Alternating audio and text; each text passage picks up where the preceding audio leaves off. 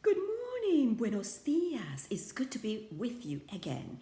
Today we will continue our journey into the cloud forest of Ecuador, where the Olinguito coexists with so many other amazing species of animals and plants. So, let's review a little bit about what we learned the last time. We learned a little bit about the ecosystem. Ecosystem, I don't think I've explained that word, ecosystem. That's another word you can write on your science journal. Ecosystem it's a community of organisms or plants and animals that live together in a relationship with their environment. They have this communication. They are connected to the environment in different ways. For example, we talked about, remember the three characteristics of the cloud forest, the humidity and the air plants, the epiphytes. Well, for example, the epiphytes, that's an example of how these specific plants, the air plants, are in a connection with the environment. They take nutrients from the humidity in the environment. Okay, so we were, let's see, all these amazing birds, huge leaves huddled with ferns, mushroom, ants, incredible insects, and a resting iguana. Hiwa, fig, and coffee trees sprout and grow in this garden.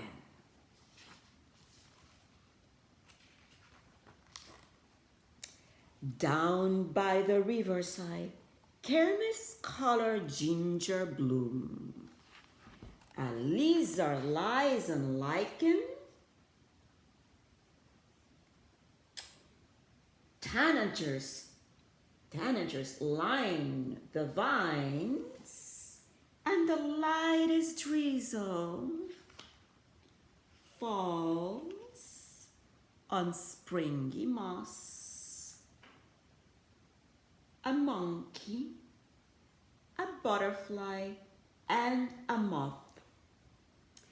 Clouds, fog, and mist nestle in the noble cloud forest. A monkey, a butterfly, and a moth. Remember we talked about endemic species? This is an example of an endemic species like the Olinguito. This particular lizard, the common name is Pinocchio lizard. And why do you suppose it's called Pinocchio? Pinocchio, yes, that's right, you got it. You see right here, it looks like it has the same long nose of that particular character in children's books who grows a very long nose whenever he lies, right? So Pinocchio. Pinocchio lizard is a common name. But remember that we talked about scientific names the last time.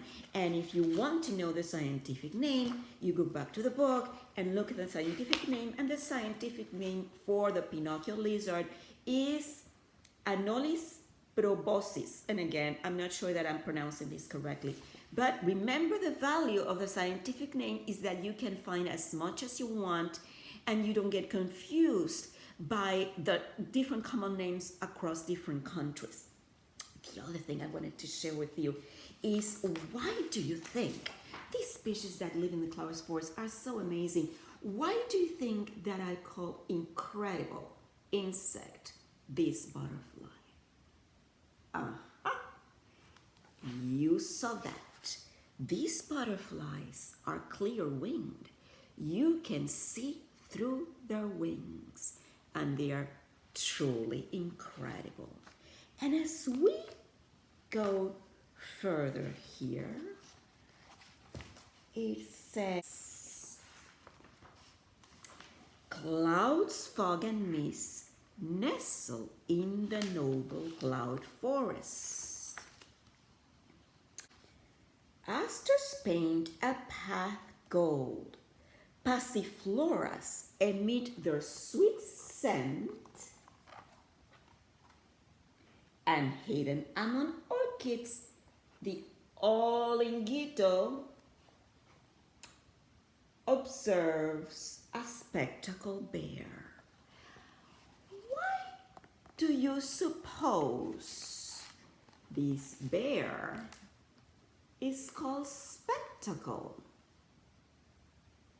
Spectacles is another way of calling or of naming what I'm wearing right here, eyeglasses. Eyeglasses, another word for eyeglasses is spectacles. So you see this bear? It looks actually, if you had a frontal view, it would be even more clear. It actually looks like it has eyeglasses, like wide frame eyeglasses. That's why it's called, common name, spectacle bear. And if you want to find out more about it, you looked at the scientific name. But I want to share something very important in this page. If you look carefully here, see, that is a flower, but it's a flower that I did not paint. That is the ñachag.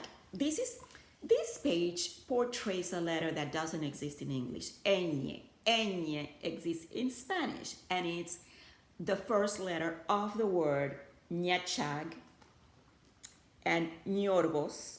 ñachags, ñorbos. Las ñachags tiñen de oro un sendero, los ñorbos perfuman. Ñorbos, ñachags. I'm saying this in Spanish so you can listen to the sound of the letter ñ in Spanish. So ñachags is this, they are a type of aster, and they are this flower. And this is what I want to explain to you.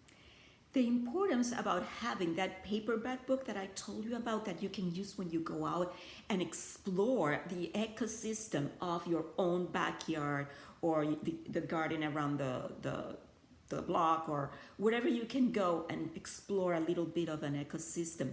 So you get a paperback like this, a big thick book that you've already read or your parents have already read. And this is what I used when I went to the cloud forest.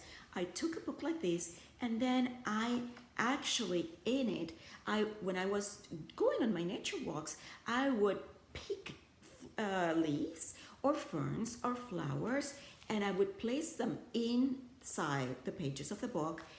Then I had a rubber band, I would put a rubber band on it, and then when I returned home or wherever I was staying, I would put another heavy object on top of this. So what happens is that whatever specimens or whatever leaves or ferns or flower petals or flowers you place in this book will be preserved, and when they are dry, you can actually use these this specimen that you've collected yourself as a naturalist would do in the field. You can use these to glue them onto your science journal, or you can use them to create a beautiful picture. And this is what I did in this book, and I want to show you right now. See, again, I'm going to show you this page where the yellow aster appears. Look at this. I'm going to share with you my box of treasures. Yes, this is my box of treasures. This is the box where I would always place the different ones I had dried, the leaves and ferns I had gathered. I would place them here. Oh, and I found what I wanted to show you. This right here. This right here is a ñachag. This right here is a ñachag. You have to be very careful once you dry these specimens because they are very delicate, fragile, and they are very thin. It's almost like very thin paper. And this is what I used in order to glue onto my illustration. And I did this throughout the book.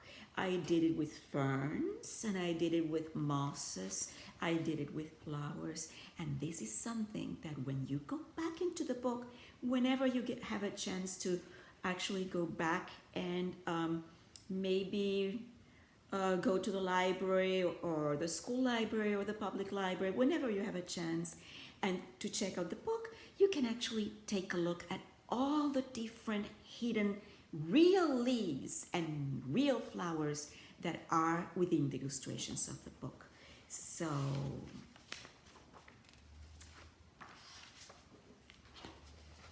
IJKLMN